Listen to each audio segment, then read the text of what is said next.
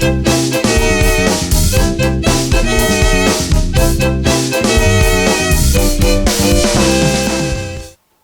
everyone, my name's Alison, the online piano and the online violin tutor.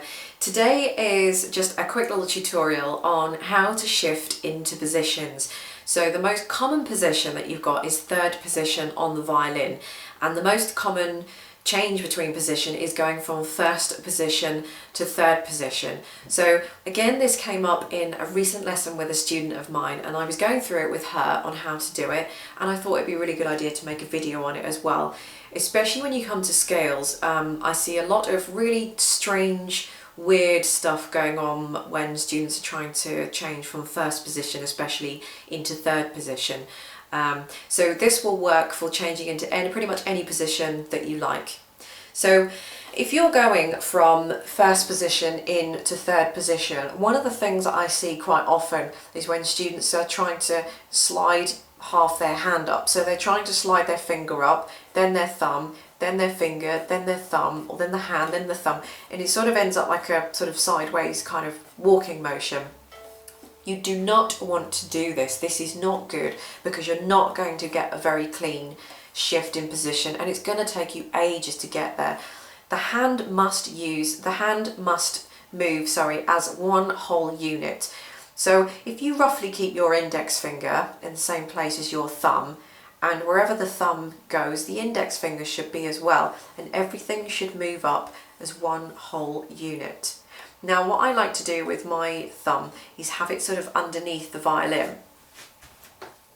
So I have my thumb here, as opposed to having some students have their thumb all the way up there. I don't think you can get a very nice vibrato from there either. Your wrist is touching the neck of the violin, where your wrist should be down like this. So there's so many things that are wrong with this. When you're moving up into third position, you can't, because your wrist is blocking you, your wrist is in the way.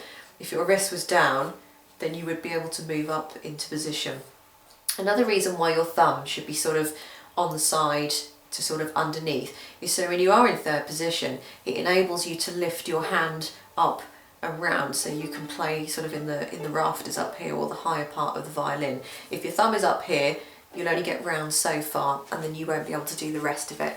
So I always have my thumb either just at the side here, or sometimes I bring my hand underneath when I want to bring my whole hand round. And that would just really depend on what string I'm playing on. If I'm playing on the G string, then obviously my thumb can sort of stay at the side. If I'm playing on,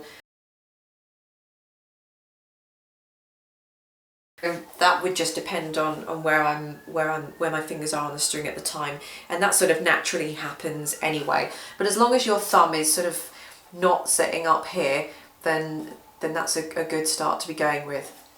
The next thing when you're moving is how you're holding the violin. So as you can notice, I don't have one of those shoulder rests. I have done a video on all of that anyway, and why I use the one, and how you can use one, and that sort of thing. So it's entirely up to you, but it doesn't really matter either which way.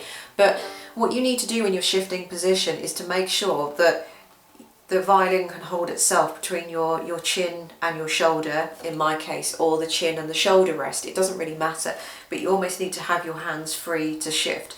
So that way I can sort of move my hand up and down the violin and not have to worry about it. Now I'm only sort of gripping temporarily, or making sure that the violin is sturdy enough just so I can move position, and then I'm not constantly holding the violin all the way through, otherwise my neck would seize up, and that would not end well. So I only do that just at the point where I want to move up into third position, or any position, or just moving up the fingerboard. If you've got the weight of the violin solely in your hands, then when you move up position, you're not going to be able to, because otherwise you're going to drop the violin. So that's why you need to make sure that you've got a really good grip around here, around the neck, either just with your shoulder like me, or with a shoulder rest. It really doesn't matter. If you do have one of those shoulder rests, they do take a lot of the work out of your neck and shoulder, and do hold it up for you. But having said that, you still do need to make sure that you do have a good grip on the violin around this area here, so that you are free and able to move your hand. It's almost like if I held the violin with my hand, then I could move this one nicely and freely, and it would move as a unit. So when I'm teaching, I can always tell when students do not have enough grip around this area here when they start sliding their fingers, because they're going to drop the violin if not. So I tell them to sort of grip quite tightly-ish, and then you can move your hand, because the violin doesn't need to be supported by this hand as much. Then you're free to move your hand up from one position to another.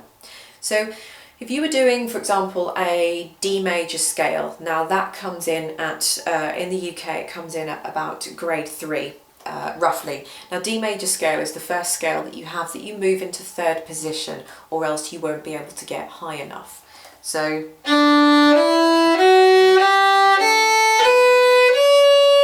instead of putting this 3rd finger down for the D, what I'm going to do is move up, but my hand is moving as a whole entire unit. So at this point here, as I'm talking to you and I'm moving my hand, I'm actually gripping the violin with my neck and my chin so that I can move up.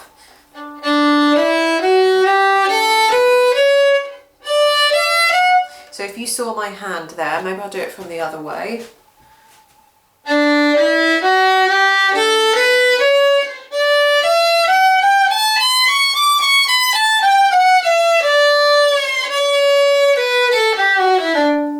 So you can see my hand.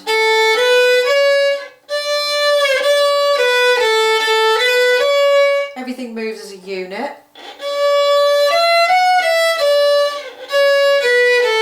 Sorry about my intonation, I'm trying to watch the camera and watch my fingers from the camera at exactly the same time.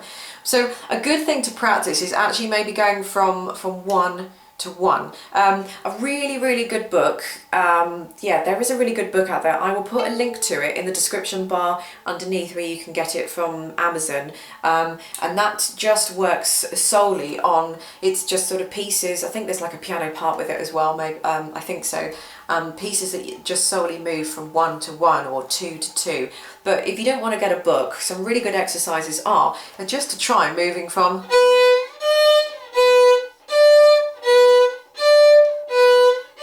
so you're moving. So I'm holding the violin with my arm here, and then when I move, now I'm gripping more with my chin up here in this area, so I'm free to move my hand as a unit, and then I'm sort of taking the pressure away again, so it's all back in the arm. So it's sort of swapping from pressure in the hand, moving up, which means I've got pressure here, and I'm holding the violin, and then I can let go of the pressure around my neck and continue to hold the violin with my fingers.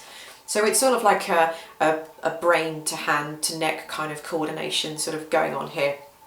Also, another thing that I do, I actually lift my, I don't slide with my finger on the fingerboard when I'm moving up.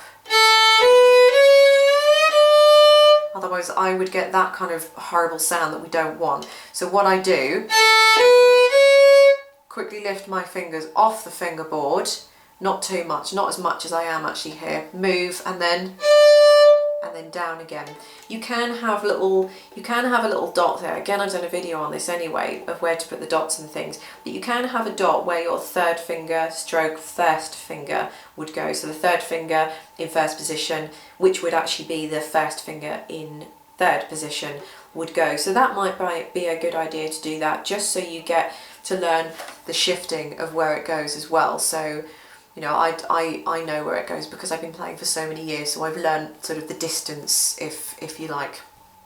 So hopefully that gives you a little bit on how to shift in positions. It really is just a practice thing, and just trying not to sort of walk your hand up. Everything must move as a unit, but you must have some sort of grip around the chin to be able to take the pressure off the hand to move.